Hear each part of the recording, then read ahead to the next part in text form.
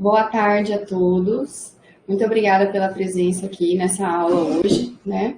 Meu nome é Maísa, eu sou pediatra, eu sou especialista pela Sociedade Brasileira de Pediatria em Emergências Pediátricas. Eu trabalho aqui como pediatra no Hospital Júlio Miller e no Hospital Santa Casa também, que são dois locais de referência no atendimento ao Covid-19. E eu vim aqui hoje falar para vocês os aspectos na criança. O que a gente tem de particularidade na criança relacionado ao Covid-19, ok? O que a gente tem? Não tem como falar só da criança, né? A gente tem que ter uma ideia do panorama mundial dessa infecção. Então, o nome do vírus é SARS-CoV-2 e a doença é chamada de Covid-19, tá? A gente tem 7 coronavírus até hoje já estudados, que infectam seres humanos, mas só 3 deles causaram grandes epidemias. A gente teve em 2002, na China, o SARS-CoV-1, que chegou a uma letalidade de 9,5%, o MERS, que ocorreu no Oriente Médio, tá? Em 2012, com uma letalidade de 34%, ele era um vírus com uma agressividade maior. E a gente tem agora o SARS-CoV-2, em 2019, em que já tem mais de 400 mil casos, agora já está em mais de 550 mil casos reportados, tá? E a letalidade dele é em torno de 4%. Ele começou numa província de Wuhan, na China, após um contato no mercado com frutos do mar e alguns animais vivos. Imagina-se que o morcego seja a fonte inicial, mas a gente não tem certeza, tá? E a gente tem casos confirmados no mundo inteiro, exceto ainda na Antártica, ok? Mas um grande questionamento, se uma letalidade tão baixa, só de 4%, por que a gente está tão preocupado com essa doença? Tá? Eu trouxe aqui, vou estar com uma colinha. Saiu ontem um boletim epidemiológico aqui da Secretaria de Estado de Saúde do Mato Grosso, em que a gente já tem confirmado no estado 28 casos, tá? São 10 pacientes hospitalizados e a gente já tem 9 pacientes recuperados e ainda nenhum óbito em Mato Grosso. No Brasil, foi confirmado 6.836 casos, com 240 óbitos. Então, isso mostra uma letalidade de 3,5%. Letalidade mantendo a média mundial. Mas olha só, se eu tenho 6.836 casos confirmados, 240 óbitos, então tem 6.600 pessoas por aí com infecção pelo Covid-19. Grande parte delas em casa, 80% são quadros leves, elas estão em casa, isolamento domiciliar, e 20% internadas. Então, se a gente pegar aí 20% de 6.800, vai dar mais ou menos 1.200 pessoas precisando de internação. E essa internação, ela é prolongada. Então, a gente tem um sério problema de saúde pública. Nós não temos leitos suficientes, nem de enfermaria e nem de UTI, para atender toda essa demanda, tá bom? Tem um estudo na China, que foi o maior estudo que a gente tem até hoje, com mais de 40 mil casos, tá? Que foi publicado agora no começo de março, e a gente viu que a maioria absoluta era de 30 até 79 anos, tá bom? As crianças de 0 a 9 somou 0,9% de incidência, e nenhuma evoluiu a óbito, e de 10 a 19 anos era 1,2% dos casos, sendo que houve um óbito apenas, numa criança de 13 anos, mas não foi mencionado se essa criança tinha ou não alguma outra doença, algum fator de risco. Então, a gente observa que a prevalência na criança, ela é menor, ok? Como que é transmitida para a criança? A transmissão, basicamente, ela é através de gotículas respiratórias numa pessoa infectada que está tossindo, espirrando, através da saliva ou secreção nasal, tá? coloca-se que a transmissão por fomites, que são objetos contaminados, ela é plausível, tá? Já que esse vírus, ele pode se manter viável por horas em superfícies infectadas com essa secreção do indivíduo infectado, tá? A gente tem uma outra denominação que é de R0. O que significa isso? Significa que uma pessoa contaminada, que é o R0, ela consegue infectar, no caso do Covid-19, de 1,5 até 3,5 pessoas. Só para a gente ter uma comparação, em relação à influenza, é bem parecido o R0, mas comparando, por exemplo, com o sarampo, ele chega a ser até 18. Então, uma pessoa com sarampo pode contaminar até 18 outras pessoas. Então, ele tem uma transmissibilidade que não é assim tão alta, tá? A gente observa que a maioria das infecções na criança foi relacionada a algum familiar infectado, tá bom? Então, esse estudo chinês, ele mostrou que até 82% dos casos em criança vieram através de contato domiciliar. E essas crianças, elas só foram testadas, em sua maioria, porque tinha algum adulto doente em casa. E elas estavam com o vírus e a grande maioria elas eram assintomáticas. Então, a gente sabe que a criança tem um quadro mais brando, mas ela não deixa de contaminar os outros, tá? Então, se vocês forem ver esse desenho aqui, ele é de um artigo chinês sobre a transmissão na criança, em que eu tenho a transmissão na comunidade, as crianças na escola, uma infectando a outra, elas vão para casa, infectam seus pais, seus avós, os idosos do ambiente e reinfectam. Em relação à transmissão vertical, eu vou falar no final do vídeo, mas a gente não tem comprovação ainda, tá? Transmissão da mãe para o feto, ok? Esse aqui é só para vocês terem uma ideia da curva. Então, ó, nos adultos, a gente trabalha com 2.000, 4.000, com milhares de infectados. E já na criança, a gente trabalha com centenas. Então, a incidência na criança é menor, tá bom? A gente ainda não tem certeza se é porque a criança tem sintomas mais brandos ou é assintomática. Talvez a gente, por não estar testando essas crianças, a gente não esteja aumentando essa curva, ou se realmente a criança tem algum fator protetor, tá bom? O período de incubação, ele é em média de 5 dias, tá? Mas e raramente até 2 semanas. Então, alguns indivíduos foi confirmado 14 dias. Então, é por isso que a gente respeita a questão da quarentena, que são de 2 semanas, que é o período entre a pessoa ter se contaminado com o vírus até ela manifestar os sintomas. A média é 5 dias, mas podendo chegar até 14. Em relação à persistência do vírus, então a gente viu como que eu pego ele através das gotículas respiratórias e por quanto tempo eu vou ficar eliminando esse vírus. Ele é desconhecido, tá? Quanto tempo? Baseado na experiência que a gente teve com o SARS-CoV-1 e o MERS, a média é em torno de 7 dias, tá? De uma pessoa infectada até ela manifestar o início dos sintomas e manifestou os sintomas até o período em que ela tem a melhora clínica, é em média 7 dias, ok? Foi observado também que o vírus ele é eliminado pelas fezes e essa eliminação fecal ela é mais prolongada até do que a eliminação pelas secreções respiratórias, mas a gente ainda não tem confirmação se existe transmissão fecal oral desse vírus. O que essa questão da eliminação fecal vai interferir na transmissibilidade, ok?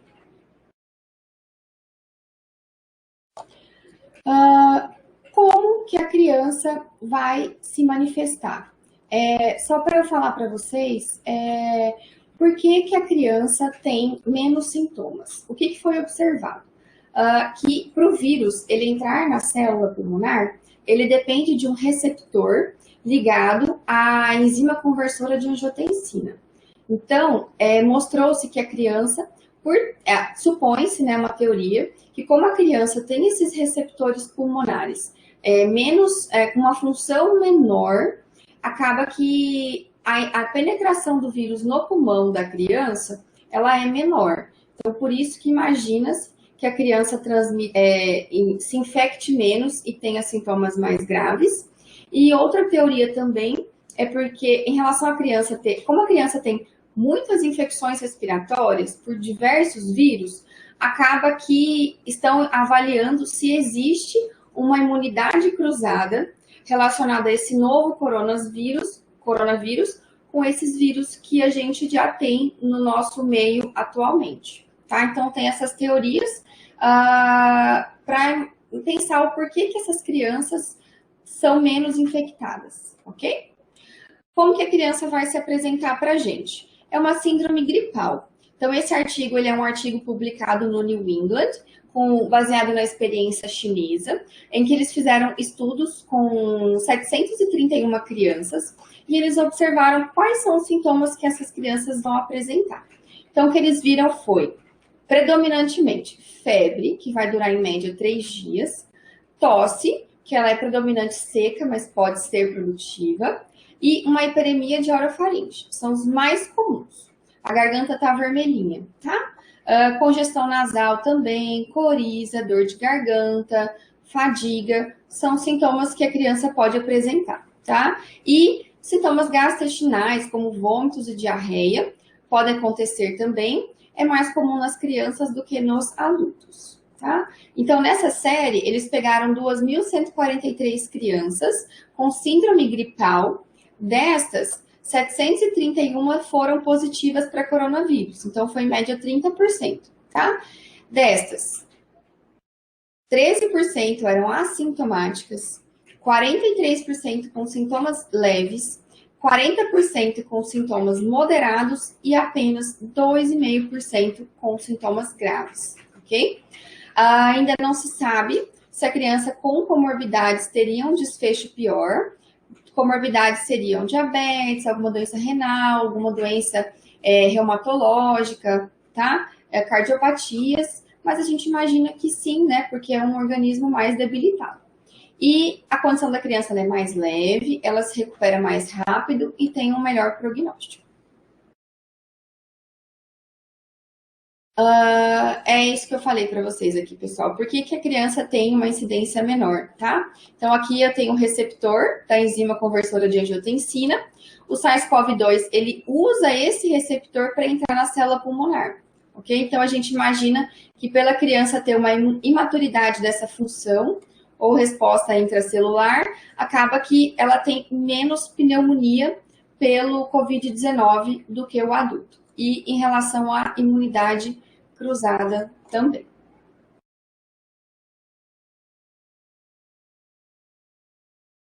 Essa tabela que eu fiz foi baseada num documento liberado aqui pela Secretaria de Estado de Saúde do Mato Grosso, no dia 25 de março, em que foi definido como em todos os pacientes, tá? Isso é em criança e em adulto.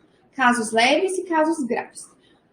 Como que eu considero um paciente com um caso leve de suspeita ou confirmação de COVID-19? O paciente tem que ter febre e pelo menos algum sinal ou sintoma respiratório, que seria tosse, congestão nasal ou conjuntival, tá? Que seria a vermelhidão nos olhos, dor de garganta e coriza, o nariz está escorrendo, e a pessoa não tem nenhuma comorbidade que está descompensada no momento, que indicaria ela que contraindicaria o isolamento domiciliar. Então, isso é considerado um caso leve. Então, se você está na unidade básica de saúde, a mãe trouxe uma criança para você com essas queixas, o médico vai avaliar, sintomas leves, não tem indicação de coleta do suave das vias respiratórias, tá? Em cidades que já tem casos confirmados. Se você estiver no interior do estado e que você ainda não tem confirmação nenhuma de casos, o estado orienta que se colete o exame, ok? E em relação aos casos graves, é definido só assim, casos leves e graves.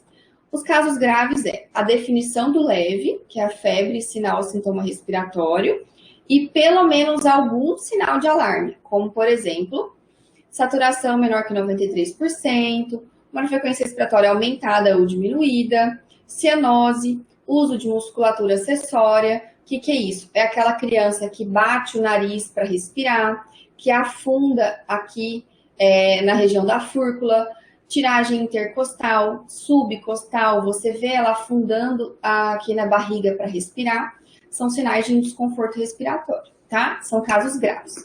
Ou o paciente só tem sintomas leves, mas tem alguma doença prévia que contraindica ele ficar em isolamento. Então, ele está com alguma doença prévia descompensada. Uma criança que é diabética tem sintomas aqui de síndrome gripal e a diabetes dela está descompensada, está com glicemias alteradas. Então, ele considera como caso grave e aí eles indicam a coleta para todos esses pacientes graves, tá? E aí deve ser avaliado em relação ou não à necessidade de internação hospitalar, ok? Vou falar mais para frente, tá? Então, vocês viram, o quadro clínico ele é bem inespecífico, tá? Principalmente na criança. Você pode confundir com diversos outros vírus respiratórios, como influenza, vírus social respiratório, que é o causador da bronquiolite, adenovírus, metapneumovírus para influenza, tem esses outros coronavírus, então ele é bem inespecífico, tá bom? Por isso se faz tão importante incentivar a população a vacinar contra a influenza e nós também, profissionais da saúde, é inadmissível um profissional não vacinar, ok? Até o momento a gente não tem nenhum achado clínico que é exclusivo dessa infecção. A confirmação diagnóstica, ela é feita pelo PCR, que é uma reação em cadeia de polimerase em tempo real, ok? Que vai avaliar a presença ou não do RNA do vírus na secreção respiratória. Idealmente, ela deve ser coletada por volta ali do terceiro dia, mas entre o terceiro e o sétimo dia é um período legal para coleta, em que a gente consegue uma positividade maior.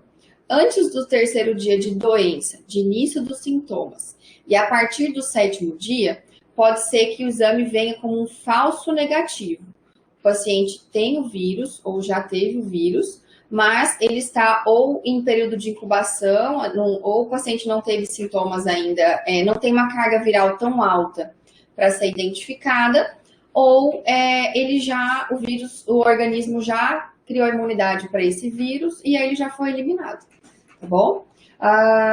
Aqui no Brasil todo, o Ministério da Saúde considerou que a gente tem já transmissão comunitária em todos os lugares do Brasil. Então, isso significa que a transmissão ela não depende mais de viajantes ou de contatos próximos de viajantes. Então, a gente considera que qualquer síndrome gripal pode sim ser suspeita de Covid-19, tá? Mas a gente só vai coletar os exames quando o paciente tem uma síndrome respiratória aguda grave, tá? E ela vai ser coletada nos serviços de urgência e emergência ou nos hospitais. Então, cada cidade aqui do estado tem o seu local de referência, né? Então, a gente, como profissional, deve saber para onde a gente encaminhar esse paciente com suspeita e que tem sinais de gravidade, ok? Como que a gente coleta? A coleta ela é realizada pelo profissional de saúde e também cada serviço vai ter o seu profissional responsável.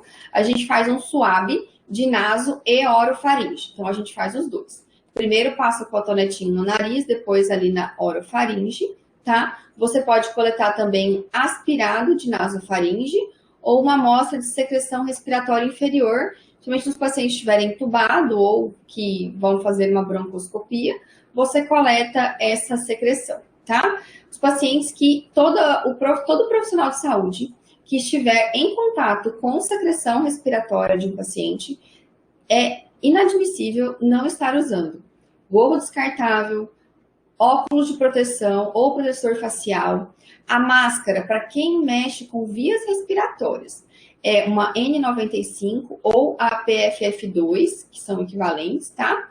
Avental de mangas compridas e luva para procedimento. Então, isso é um kit básico para quem for mexer com a via aérea de um paciente suspeito de Covid-19, tá? Eu vou mostrar para vocês depois quais são os EPIs para todas as situações, tá? Mas o que a gente tem também de exames? A gente tem o PCR em tempo real, que é o padrão ouro para identificação do agente. Se passou de 7 passou até de 10 dias, a gente tem a opção de coleta das imunoglobulinas. Então, a gente tem o IgM e o IgG, tá? Já chegou no Brasil os kits para coleta. Ela vai ser mais útil nesses pacientes que muitas vezes ficaram em casa em isolamento domiciliar por sintomas leves e que aí, a partir do 7º dia ele tem uma piora clínica, precisa de atendimento no hospital e aí o PCR já provavelmente deve vir negativo nesses pacientes, ok? Ou não, né? Às vezes pode vir ou não. Aí a sorologia vai ajudar nessa questão da identificação da infecção, ok? A gente tem também esses outros exames para os casos graves, ok? A gente tem a opção de colher painel molecular de vírus respiratórios para a gente poder identificar se esse paciente está com Covid-19 ou outros vírus, tá? Então, a gente tem essa opção. Influenza ou rinovírus, a gente consegue identificar. Eu não tenho certeza, mas eu acredito que aqui pelo SUS a gente não consiga esse painel viral completo, tá? Alguns serviços particulares eles oferecem. De exames que a gente pode fazer: hemograma, função renal, os eletrólitos, transaminases, gasometria, albumina, tá? A gente coleta também a creatinofosfoquinase, a desoxinase lática, dedímero, um PCR, que é a proteína C reativa, procalcitonina, coagulograma, e nos casos em que eu estou na dúvida entre uma infecção bacteriana ou viral, colho também hemocultura. O que a gente sabe é que aqui, pessoal, é leucograma, tá? Perdão. O leucograma, nas infecções virais do COVID, as células brancas, os leucócitos, em geral, eles são normais ou podem estar reduzidos. Então, isso ajuda a gente um pouquinho na identificação, comparando com infecção respiratória bacteriana, uma pneumonia bacteriana. Pode ajudar, tá? Não é sempre, mas pode ajudar. O PCR, em geral, ele é normal ou elevado. A procalcitonina também aumenta e ela é um marcador de mau prognóstico, tá? Eles viram que nos pacientes mais graves, que evoluíram até para óbito, a procalcitonina elevada, CPK, LDH e o dedímero aumentado estavam associados com maior mortalidade, tá bom? A albumina também deve ser coletada e ela pode estar normal ou reduzida, ok? Exames. Em relação à parte da imagem, ela é diferente do adulto, tá? Os adultos, em geral, eles nem pedem radiografia de tórax, porque eles sabem que a maioria delas é normal. Então, a sensibilidade do exame é baixa. Na criança, a gente tem dificuldade com tomografia, porque precisa de jejum, sedação, tem que transferir o paciente muitas vezes, porque não é em todo o serviço que a gente tem. Então, na pediatria, você pode sim fazer uma radiografia de tórax para avaliar. Se ela estiver normal, você não vai excluir que a paciente está com coronavírus. Não vai excluir. Mas ela te ajuda também nos outros diagnósticos diferenciais, como as pneumonias bacterianas, às vezes derrame pleural. Se tiver derrame pleural, o coronavírus não costuma fazer, é bem raro. Então, você já pode pensar em outras etiologias, tá bom? Ela pode te mostrar algumas alterações intersticiais, mais na fase inicial. Nos casos graves, eu já vou ter a imagem em vidro fosco e algumas consolidações. A tomografia, essa aqui é uma tomografia de tórax de uma criança de 1 ano. O que a gente vê? Que esse padrão em vidro fosco, quer dizer que ela é bem heterogênea, ela comete mais os lobos inferiores e mais a periferia dos pulmões. Essa é uma característica desse vírus, tá? Então, nas infecções graves, eu posso chegar até o que eles chamam de white lung, que é pulmão branco, em que começa com essa parte heterogênea e aí o pulmão todo começa a ficar branco, tá? Então, essas são características da imagem.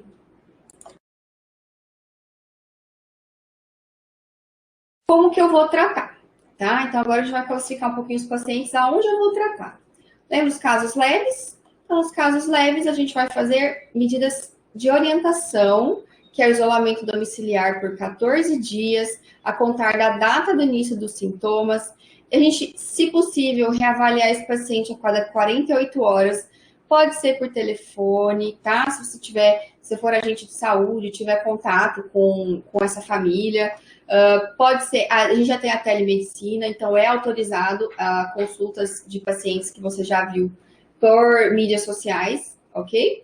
Se orientar bem essa família aos sinais de alarme e que se a presença de qualquer sinal de alarme, que ele procure a unidade de saúde, ok? Repouso, alimentação balanceada e boa oferta de líquidos. A gente vai dar para as crianças sintomáticos dipirona e o paracetamol, tá? Não é recomendado nenhum anti-inflamatório, ibuprofeno, nisolide, profenide, nada desses anti-inflamatórios. Já foi até alguns trabalhos mostrando maior gravidade e mortalidade em pacientes que usaram ibuprofeno, ok? E corticoides de rotina também não são recomendados, exceto se esse paciente já faz uso. Então, o paciente tem uma doença crônica que ele usa corticoide há muito tempo. Então, vale a pena uma orientação do profissional especialista do caso que indicou o corticoide, tá bom? Mas não é para suspender, ok? Nos casos leves, em que você tem essa síndrome gripal, a gente pode usar o oseltamivir, ok? Naqueles pacientes em que tem alguma comorbidade, alguma doença prévia, tá? A gente recomenda usar o oseltamivir nessas doses aqui, ok? Vocês podem anotar, tem disponível em todos os manuais. Esse aqui eu peguei do Atenção Primária à Saúde, tá? Aqui do Ministério da Saúde. Nos casos graves, aqui em Cuiabá, tá? E até no Mato Grosso, os hospitais de referência para as crianças com suspeita ou confirmação de Covid-19 que tem indicação de internação, que são todos aqueles sintomas graves que eu falei para vocês, é o Pronto-Socorro Municipal de Cuiabá para o município e o Hospital Estadual Santa Casa ficou como referência para o estado.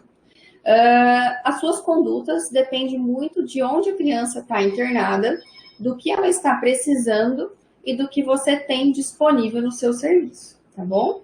Mas o ponto principal que a gente, profissional da saúde, não pode esquecer é reduzir a transmissibilidade entre os profissionais. Então, tem um estudo que eles fizeram em Londres, que teve um profissional da saúde que foi contaminado e ele não sabia que era coronavírus, foi bem no começo da epidemia. E aí, esse paciente, ele teve contato com 41 profissionais da saúde no hospital. E esses 41 profissionais precisaram ser afastados. Então, olha o que é você tirar 41 pessoas de dentro de um hospital no meio de uma pandemia.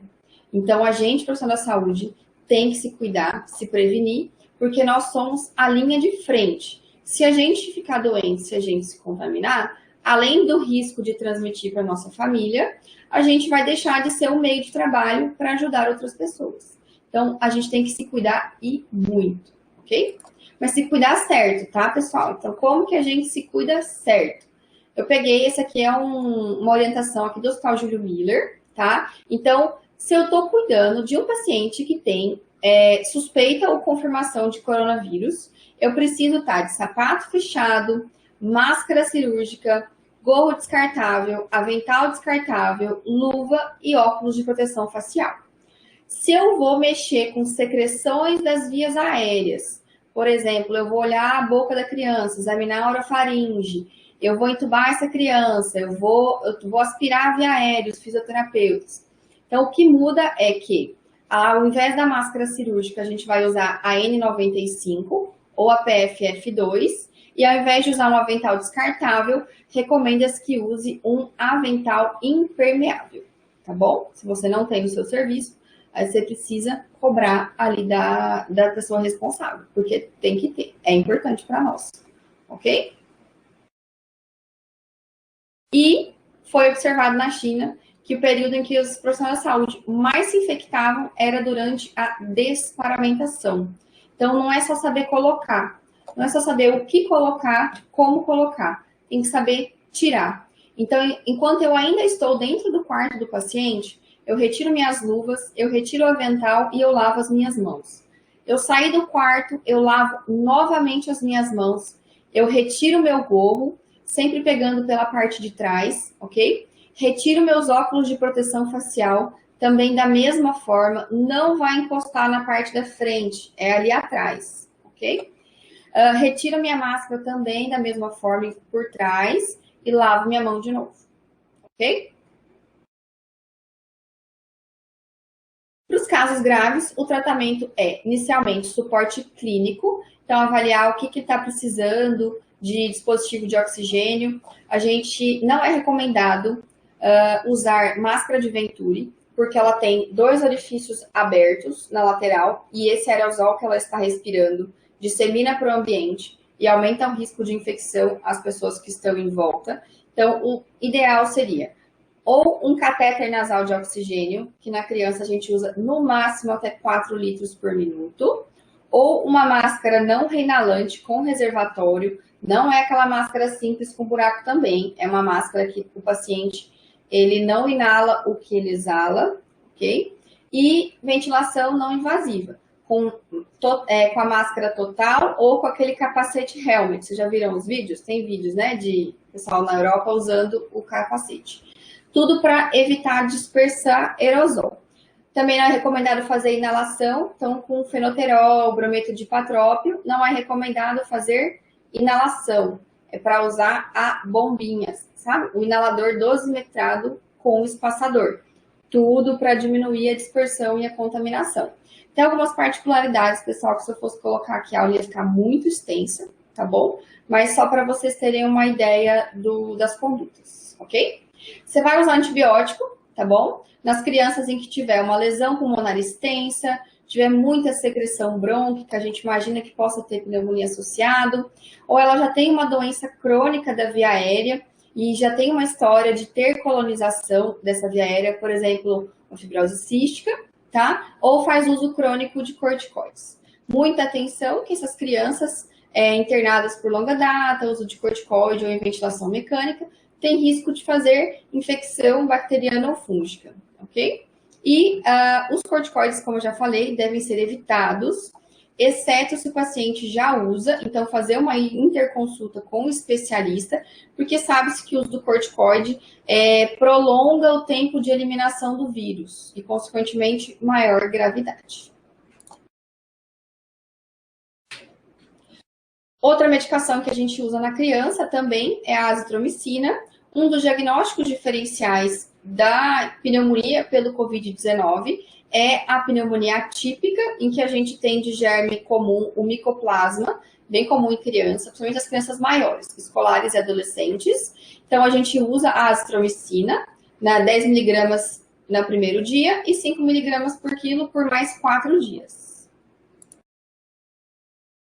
A gente tem também o oseltamivir, que é nas mesmas doses que eu citei anteriormente, tá? Que a gente não pode esquecer que o influenza é um diagnóstico diferencial importante, ok? Esse aqui é um estudo iraniano, tá? Lá no Irã eles tiveram bastante paciente com a MERS, então eles têm uma experiência legal com esses tipos de coronavírus, e esse foi o único artigo que eu achei mostrando melhor as doses pediátricas. Outra medicação que está na moda agora, né, a hidroxicloroquina, tem alguns trabalhos com evidência, ainda precisamos de mais estudos. Hidroxicloroquina não é um medicamento livre de efeitos colaterais, mas os casos graves têm se recomendado. O que eu achei de dose foi a hidroxicloroquina endovenosa, nessa dose de 3 a 5 miligramas quilo dia, por 5 dias, e muita atenção porque ela tem efeitos cardiovasculares, pode fazer arritmias, e até óbito, tá? Somente se você usar ela junto com o Caletra, que eu vou falar no próximo slide, ok? Você tem que fazer um eletrocardiograma antes e durante o tratamento deve ser acompanhado.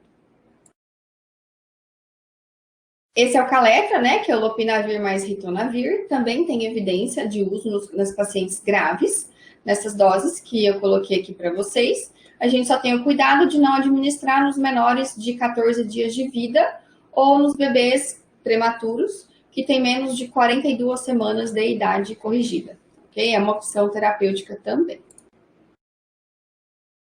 Como que a gente vai orientar esse paciente, independente de ser internado na enfermaria, na UTI, se for na unidade básica de saúde? Isso serve para todos. limpar bem as mãos, tá? E higienizar com água e sabão por mais de 30 segundos. Usar soluções alcoólicas álcool 70. Se caso você não tenha disponibilidade de água e sabão, os dois são equivalentes, ok? Muito cuidado com o álcool líquido, que pode ressecar a pele das crianças e fazer lesões de pele. Sempre limpar e desinfetar bem as superfícies da casa. Você pode usar o hipoclorito, ele mata o vírus, ok? Desinfetar também as telas de telefone, tablet, computador, lavar os brinquedos e objetos, principalmente os bichos de pelúcia, evitar contato com pessoas doentes, manter distância a outras pessoas, ficar em casa o máximo possível, o ambiente bem ventilado, janelas abertas, ensinar as crianças, sempre que for tossir ou espirrar e não tiver um lenço de papel perto, usar aqui o cotovelo, tá? Porque se a gente faz na mão, passa um pouquinho, a gente já passa a mão no cabelo, já passa a mão nos olhos, e aí você corre o risco de infectar outras pessoas, porque você passa na outra pessoa também, né?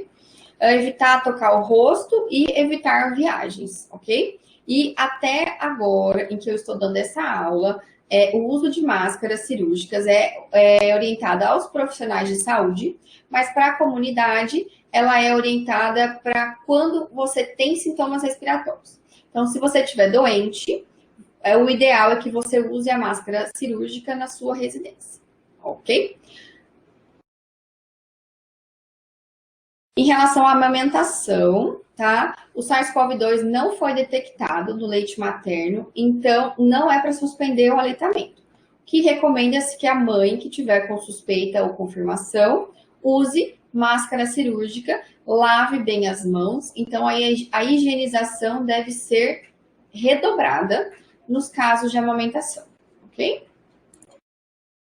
E para finalizar, em relação à transmissão vertical, que é a transmissão placentária, a gente ainda não tem comprovação científica de que isso ocorra. Saiu essa semana 2 artigos, um com 9 mães e outro era uma só, tá? Então são poucas pessoas que a gente estudou. Mas o que foi visto? Essas mães estavam com Covid-19 e deram à luz a seus bebês infectados. Testaram esses bebês já nas primeiras horas de vida e sequencialmente durante 10 dias, e eles observaram que esses bebês, nenhum deles ficou positivo à secreção respiratória, o PCR para o Covid, mas que eles tinham as imunoglobulinas IgG e IgM no sangue positivos. A gente sabe que o IgM, ele não passa a placenta, ele não atravessa a barreira placentária. Então, se a criança tem IgM positivo, isso é um sinal de que ela produziu imunidade para o vírus. Aí a gente entra num dilema. Como que ela produziu imunidade se eu não peguei o vírus na via respiratória? Então, aonde que está esse vírus? Mas o que eles viram é que todas essas crianças ficaram bem, ficaram assintomáticas e não tiveram, assim, não precisou de internação, nada disso. Então, a gente ainda não tem comprovação, tá? E fica essa pulga atrás da orelha aí do que pode acontecer com os bebês. Malformações fetais também não foram comprovadas até o momento das mães infectadas. Ok? Só para quem tiver interesse, eu tenho um canal no YouTube que chama Pediatria Urgente, em que eu falo sobre emergências pediátricas voltadas aos profissionais de saúde. Então, fiquem à vontade, tá? Lá tem outros temas também das emergências, ok? E é isso que eu tinha para falar para vocês. Boa tarde, Franciele. Então, tem sim, tá?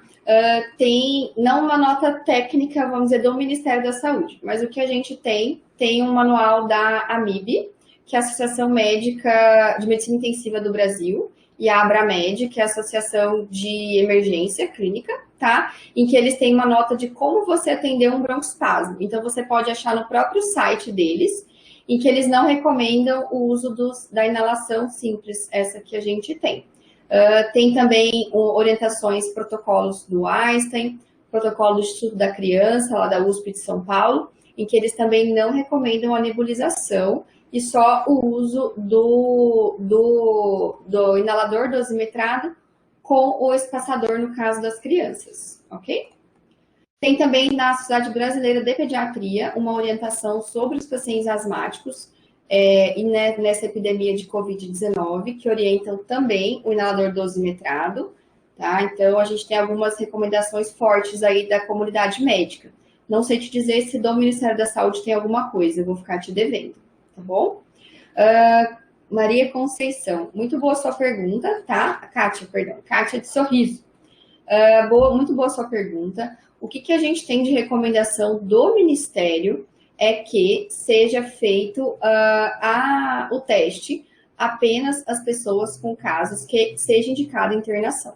Os casos moderados a grave, tá? Eu acredito que como é do Ministério, isso deva valer tanto para convênios quanto para particular. Porque, assim, se a gente não tem condições de saúde no Brasil para testar todos, infelizmente, tá? Se a gente começar a testar os casos leves, os nossos pacientes graves vão ficar sem diagnóstico. E aí a gente vai estar com esses pacientes graves, internados, sem diagnóstico, correndo risco de contaminar outras pessoas. Ok? Então, eu acredito que isso deva valer também para os convênios. Pelo menos aqui em Cuiabá está sendo feito dessa forma, tá? Outra coisa importante que eu queria falar para vocês é que a criança, ela não tem só coronavírus, tá, gente? Eu sei que é mídia o dia inteiro, a televisão às vezes deixa a gente desesperado, né? Desliga a televisão, vamos fazer igual o ministro da Saúde, desliga a televisão um pouquinho, que tá exagerado, tá bom? A gente tem que ter sanidade mental para trabalhar, não é verdade? E eu tô vendo crianças aqui em Cuiabá com pneumonias graves e complicadas, em que a mãe levou ao pronto atendimento, policlínica e UPA, e não foi atendida da melhor qualidade, porque era suspeita de coronavírus, por ser uma síndrome gripal, mandou ficar em casa com sintomáticos e isolamento domiciliar. Mas, na verdade, era uma pneumonia bacteriana, criança fez derrame pleural, depois precisou de cirurgia. Então, assim, a criança ela não é grave, gente. A minoria dos casos vão ser graves. Se chegar uma criança com sinais de alarme, ela merece ser bem assistida. Qualquer paciente, né? Porque o diagnóstico principal, diferencial, vai ser pneumonia bacteriana. E se não der antibiótico, vai evoluir com complicações e risco de morte, tá bom? Então é isso, pessoal. Eu agradeço muito a oportunidade. Espero ter ajudado, tirado algumas dúvidas, ok? Eu tentei fazer um geralzão de tudo, mas tentem se manter atualizados. Tem muita coisa legal disponível na internet. Tem o site do Ministério da Saúde, tá? Quando a gente estuda e a gente entende, a gente não fica nessa paranoia, não fica nesse terrorismo que está sendo feito, ok? Vamos botar a cabeça no lugar, ajudar a nossa comunidade, a população, que se Deus quiser vai ficar tudo bem, vai dar tudo certo, tá? Foi um prazer imenso estar aqui com vocês.